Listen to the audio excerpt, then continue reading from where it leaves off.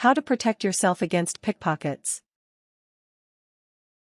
Pickpockets are a crafty bunch, with lots of tricks and gambits up their sleeves. The best way to prevent falling victim to them is to be just as crafty. Making careful choices about how much money you carry and where you carry it can help deter theft and, failing that, minimize your losses. The same goes for other valuables, like devices, jewelry, and bags. Finally, knowing when and where you are most vulnerable and remaining conscious of your environment will further help you protect yourself from being robbed.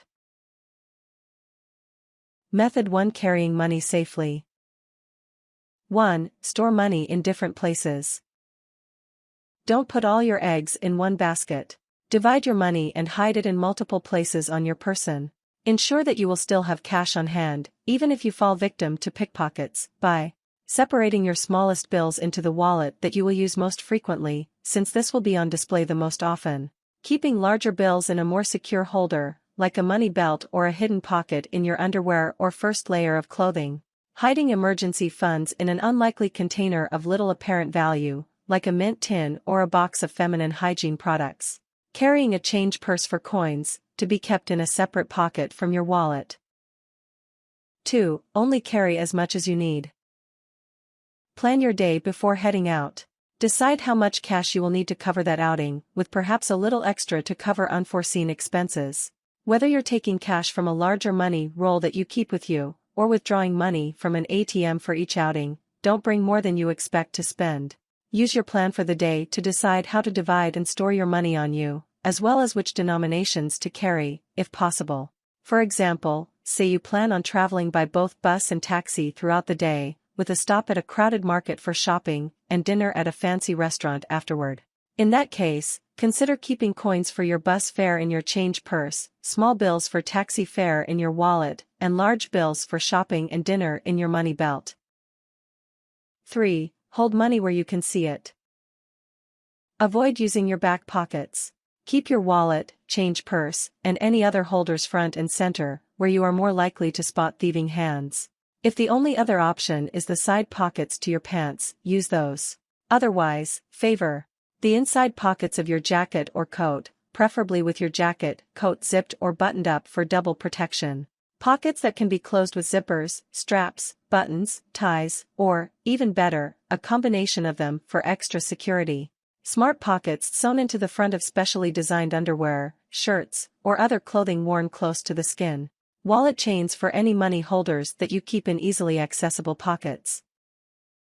4. Avoid drawing attention to your cash. Whenever possible, refrain from counting it where others can see. When you divide and hide your money before heading out, memorize how much you have where. Keep a mental tally from then to minimize the need to recount what you have left as you spend it. Additionally, fight the urge to touch your money holders in order to double-check that it's still there. This may seem counterintuitive, but continually touching your hidden wallet will show prying eyes exactly where to find it. Use private moments like bathroom breaks to get money ready for your next transaction. For instance, if you just had lunch before heading to a museum with an entrance fee, transfer money from your money belt to your wallet now so you don't draw attention to your belt later. Check yourself out in the mirror before going out. Look for any obvious bumps through your clothing that might betray where your money is held. Do what you can to minimize or hide these, like using a thinner billfold or draping a scarf over your clothes to obscure it. 5. Take precautionary steps with plastic. Contact your bank and credit card companies before you go traveling. Inform them that you will be using your debit and/or credit cards in new location, just to make sure that your cards aren't denied when you use them yourself. Additionally, also ask them how to report a stolen or lost card from that location, since their contact information in one area may differ from another. Sign up for text and/or email alerts for your debit and credit cards. This way you'll be notified about each purchase made with them, which is a good idea in case they're stolen without you realizing it. 6. Keep loose cash, plastic, and contact info separate from each other. Remember, don't keep your all eggs in one basket. Hold your credit cards in a more secure holder, like your money belt or a separate wallet held close to you, rather than the wallet that you use the most often to handle small bills. Store your bank and credit card companies' contact information separately from the cards themselves. Ensure that you can report stolen cards as soon as possible. If you expect to use plastic frequently, consider using store-bought pre-paid debit cards instead of your personal accounts. Keep these in the wallet that will be on display the most often, and your personal cards in a more secure holder. This will help minimize your loss if your wallet is stolen. With personal cards, choose only one or two to bring with you. This will also reduce your losses in the event of theft. This could apply to each outing or even the whole trip itself. Method 2: Protecting other valuables. 1. Pack and wear bags smartly. If you're carrying any sort of bag on your way out, pack your belongings in a way that will keep the most valuable items the least accessible to prying hands. Wear your bag in a secure fashion so that it is difficult, or, even better, impossible, for pickpockets to snag the whole thing and run off with it. For example, with purses and messenger-style bags, wear the strap around your neck and hold the bag in front of you. Pack your most valuable items, like your wallet or phone, at the bottom, with lots of filler on top. With backpacks and other large bags, keep valuables in the main chamber, toward the bottom. Only use side pockets for incidentals. If it has 2 straps, wear them both. If it has a stomach strap, wear that too. Zip or fasten all pockets and chambers, even if they're empty. Use locks, safety pins, or other materials to create an extra barrier. Avoid coming across as an easy mark. 2. Keep valuables to a minimum. Adopt the same attitude toward tech, jewelry, and other expensive items as you would with cash. Only bring what you intend to use. Even then, ask yourself if you really need to use them. Reduce the risk of attracting unwanted attention and losing precious items by carrying as few valuables as possible. Ideally, these should be few enough for you to keep an easy mental checklist. For example, wallet, money belt, phone, ID. For technology, consider investing in cheaper models devoted to travel. For instance, load your contacts into a prepaid cell phone instead of bringing your smartphone, or use a basic Chromebook instead of your brand new MacBook. 3. Maintain physical contact. Whenever you remove your bag or take out an expensive item, don't let it go. Always keep some part of your body touching it directly so you can feel its presence and notice its absence immediately. For instance, keep your hand on your phone even if you only set it down momentarily on a table or other surface. Keep the strap of your bag looped around your leg or arm when you take it off. Wear your backpack backwards when taking a nap on a train, bus, or other form of transportation. Use cable locks to secure your belongings if you have to leave them alone for a short while. Method 3: Minding your surroundings. 1. Be on alert in crowds.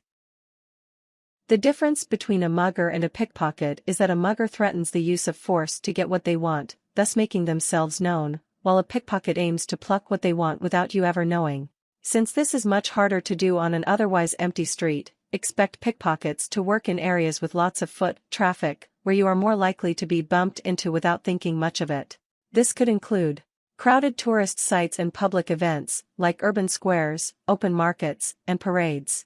ATMs, especially those that are poorly lit or directly on the street. Transportation hubs, like train and bus stations. On-board mass transit systems, like buses and subways. 2. Expect decoys. Some pickpockets may work individually, but many work in pairs or groups. Be on guard whenever you are approached by strangers. They may be perfectly innocent, but play it safe and assume they are trying to distract you. Pay attention to what's going on around you, and especially behind you. If you haven't already, bring any purses or bags that you're carrying in front of you immediately. Alter your position. Don't stand in one place. Keep changing which way you face so your back isn't facing any one direction for too long. Use any reflective surfaces like mirrors or windows to keep tabs on who's coming up behind you. 3. Dress simply. Model yourself after the plainest folks you see on the street. Pickpockets target people who look like they have stuff worth stealing, so leave your designer clothes, logo, heavy articles, and jewelry at home. Dress simply and blend in with the common citizen. When shopping, avoid using branded bags provided by stores, which will announce to the world where you can afford to shop. Instead, carry your items out in your backpack or messenger bag, or bring a plain tote bag that could just as easily be carrying groceries.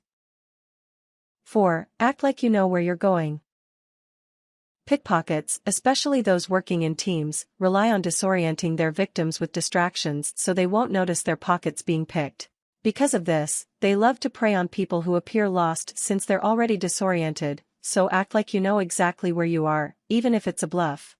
If you become lost, casually note a landmark or cross street to get your bearings. Then keep walking until you find a less crowded place where you can sit down, like a cafe or a park bench. Stroll on in as if this is exactly where you were headed in the first place.